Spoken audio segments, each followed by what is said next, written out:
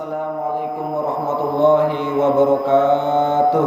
Waalaikumsalam warahmatullahi wabarakatuh. Subhanaka la ilma lana illa ma 'allamtana innaka antal azizul hakim. Alhamdulillahilladzi hadana li hada wa ma kunna linahtadiya laula an hadana Allah. Asyhadu an la ilaha illallah wa asyhadu anna Muhammadan abduhu wa rasuluh. La nabiyya wa la rasula ba'dah. Amma ba'du. A'udzu billahi minasyaitonir rajim. Bismillahirrahmanirrahim. Wa idza ta'adzana rabbukum la in syakartum la azidannakum wa la in kafartum inna azabi lasyadid. Al-ayah sadaqallahul adzim. Pertama-tama yang paling utama dan yang harus kita utamakan, marilah kita panjatkan puja serta syukur kita kehadirat Allah Subhanahu wa taala, Zat yang agung, Maha Kuasa, Maha Pencipta.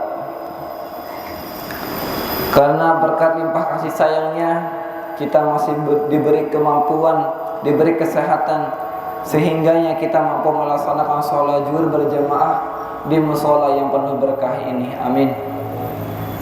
Salawat bertanya salam selalu terlimpah curahkan kepada baginda kita, Habibina wa syafi'ina wa dukhrina wa maulana Muhammad sallallahu alaihi wasallam.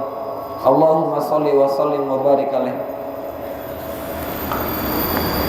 Alhamdulillah, di kesempatan siang hari ini berdirinya saya di antara antum-antum semua. Mudah-mudahan yang berada di dalam majlis taklim pada hari ini Allah bukakan pintu rezeki kita. Amin. Allah ampunkan segala kesalahan kita, segala dosa-dosa kita yang telah kita perbuat, baik yang terlihat ataupun tidak terlihat. Amin amin ya rabbal alamin. Berdakwah, ya, berdakwah itu udah dari zaman Rasul, dari zaman nabi-nabi terdahulu sudah berdakwah. Berdakwah menyampaikan tentang ketauhidan,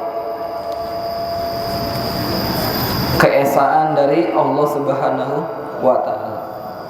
Ya makanya di dalam Pancasila kita itu, di Pancasila yang pertama itu, mau bagaimana ras, mau bagaimana agama yang ada di Indonesia, tetap yang pertama adalah ketuhanan yang Maha Esa. Itu yang dijunjung tinggi. Kemudian dalam berdakwah ini harus selalu disampaikan dalam keadaan tertentu, yang formal ataupun yang tidak formal. Karena kebaikan harus selalu diserukan, ya. Jadi panggillah terus. Kalau istilah Jawa itu ada namanya ping sewu, atau diingetin terus, pek terus sampai 1000 kali. Kadangkala manusia itu tidak paham dengan perintah 1, 2, 3 kali, harus berkali-kali. Di dalam berdakwah, Nabi juga selalu menyiarkan tentang agama-agama Islam. Dari hal-hal yang kecil, bahkan Nabi itu berdakwah, ya, jadi memberikan ajaran dari manusia, dari mulai melek, bangun tidur sampai tidur lagi, semuanya udah ada aturannya. Ada foreplay, ya, ada aturan mainnya. Kemudian di dalam surat An-Nahl ayat 125 di dalam Al-Qur'an, yaitu berbunyi, A'udzubillahi minasyaitonirrajim. Bismillahirrahmanirrahim. Ud'u ila sabili rabbik bil hikmah wal mau'izatil hasanah wajadilhum billati hiya ahsan. Inna inna rabbaka huwa a'lamu biman dhalla an sabili wa huwa a'lamu bil muhtadin. Al-ayah, sadaqallahu aladzim. Ud'u, panggillah, ila sabil rabbik, ke jalan Tuhanmu. Tentunya dengan memanggil seruan itu baik macam-macamnya. Kita mengingatkan teman tentang sholat zuhur atau sholat lima waktu, atau berpuasa di bulan suci Ramadan. Kalau misalnya kita mengingatkan walaupun kita tidak melakukan, itu mendapat satu pahala. Bahkan ajaran untuk berdakwah itu sudah dari dahulu. Ya, jadi panggillah. Bahkan di Al-Quran itu lebih banyak tentang hukum-hukum, ya, tata cara. Ud'u ila sabili rabbik bil hikmah, dengan hikmah, wal mau'izatil hasanah, dan pengajaran yang baik. Wajadilhum, dan berdebatlah dengan mereka dengan cara billati hiya ahsan, dengan cara yang baik. Sesungguhnya Tuhanmu adalah yang paling tahu siapa yang tersesat dari jalannya, dan Dia pula yang paling tahu siapa yang mendapat petunjuk. Jadi karena ajaran untuk berdakwah itu mengajak kepada kebaikan. At-ta'awanu 'alal birri wat taqwa wa la ta'awanu 'alal ismi wal 'udwan. Menolonglah dalam kebaikan, dan janganlah menolong dalam keburukan. Dalam tafsir yang diriwayatkan, yang ditulis oleh kiai ahli tafsir dari Quraisy Shihab, menjelaskan tafsir dari ayat tadi, yaitu tentang strategi, tentang cara untuk berdakwah. Bila strategi hikmah cocok digunakan untuk mengajak terhadap para ilmuwan atau cendekiawan yang punya pengetahuan tinggi, di mana perlu diajak berdiskusi atau berdialog dengan pembicaranya sesuai tingkat kepandaian mereka. Nah, jadi dalam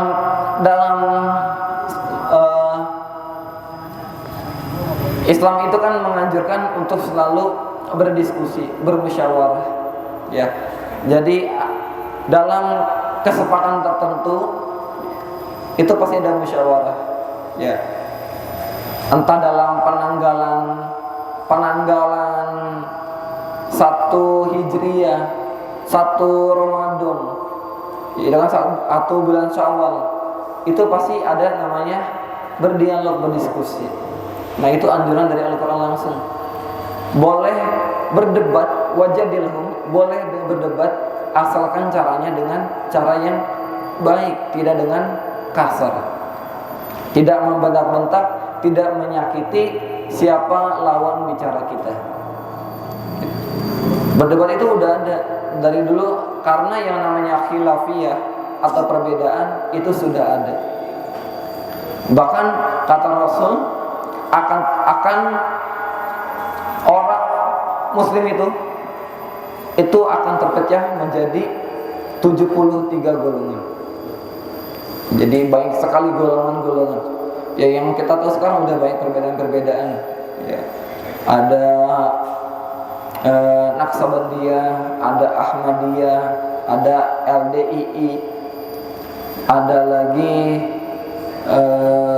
Muhammadiyah, banyak lagi perbedaan. Yang benar itu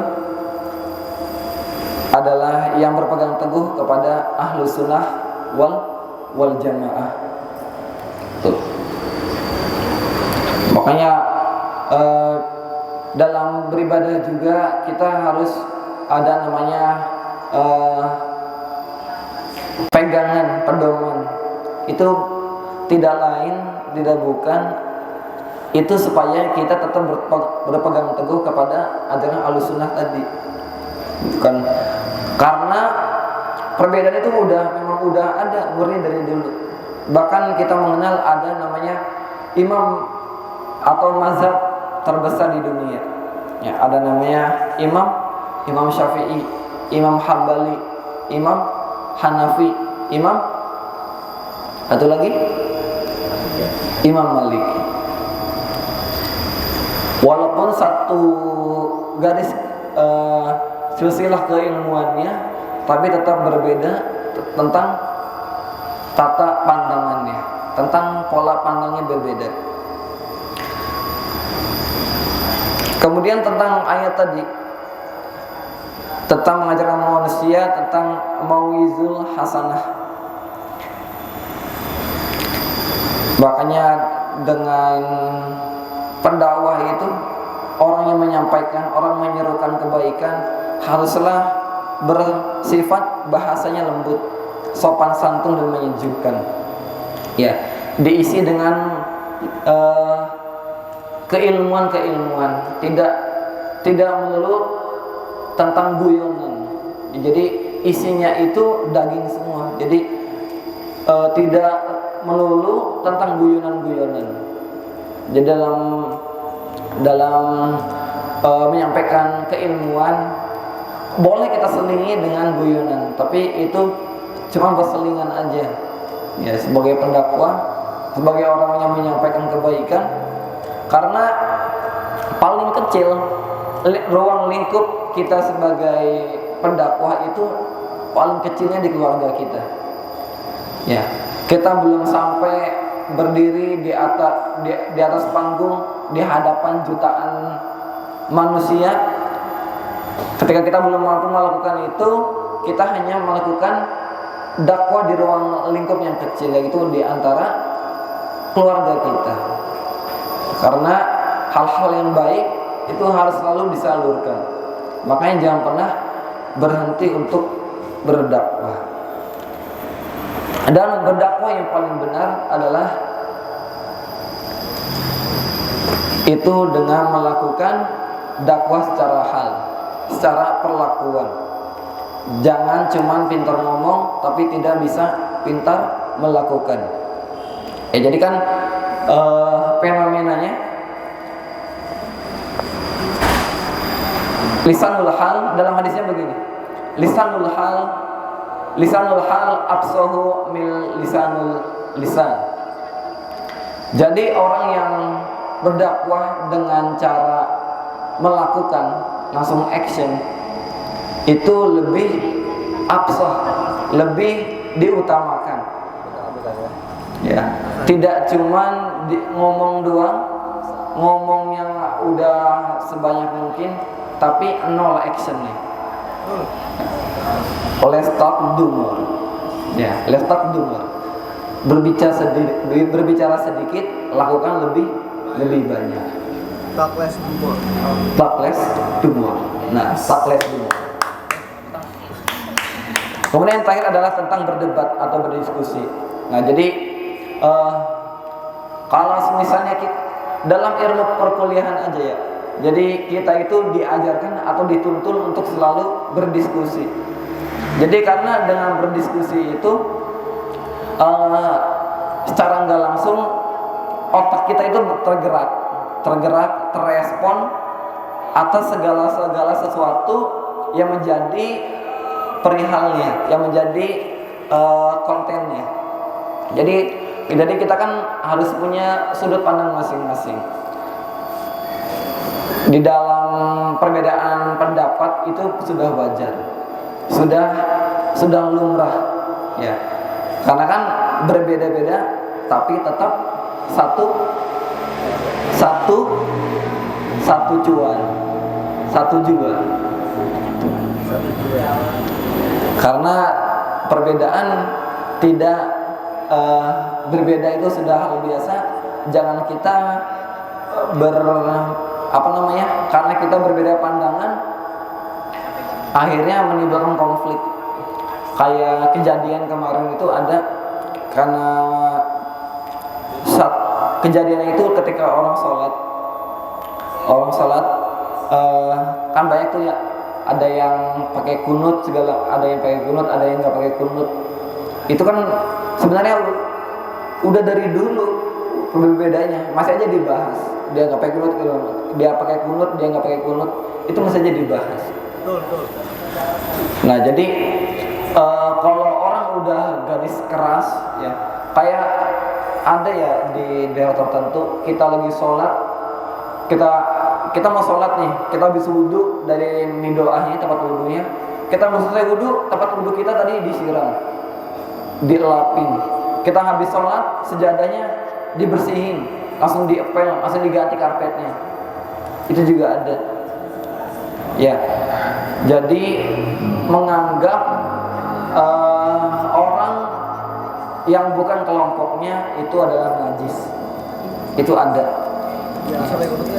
Di daerah-daerah tertentu ya itu ada yang begitu, yang punya pendapat begitu. Cuman itu kan garis keras banget ya, seolah-olah kita itu bukan orang tetapi ormas.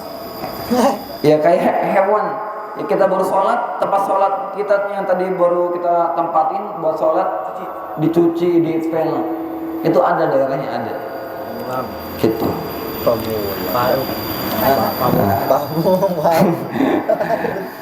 Jelek-jelekin tempat sendiri dia.